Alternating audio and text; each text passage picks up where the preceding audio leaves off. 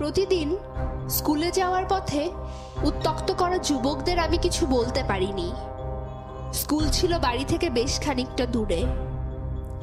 যদি আমার সাথে খারাপ কিছু ঘটে, যেমনটা খবরের কাগজে পড়ি।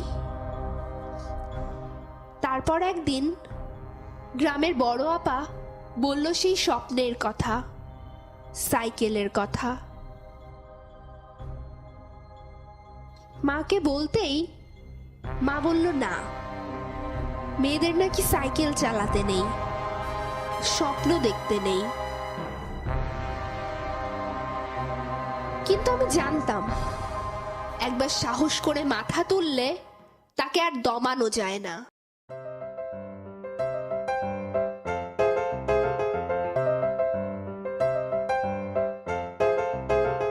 আমাদের প্রত্যেকের জীবনেই এমন একটি সময় আসে যখন আমাদের মাথা তুলে দাঁড়ানোর সাহস জোগাতে হয় আমাদের নিজেদের।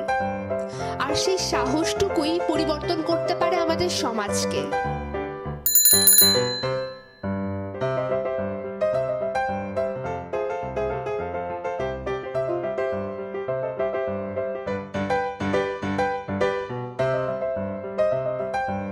আর এভাবেই হাজারো নূপুর মাথা তুলে দাঁড়ায়, রুখে দেয় সব বাধা।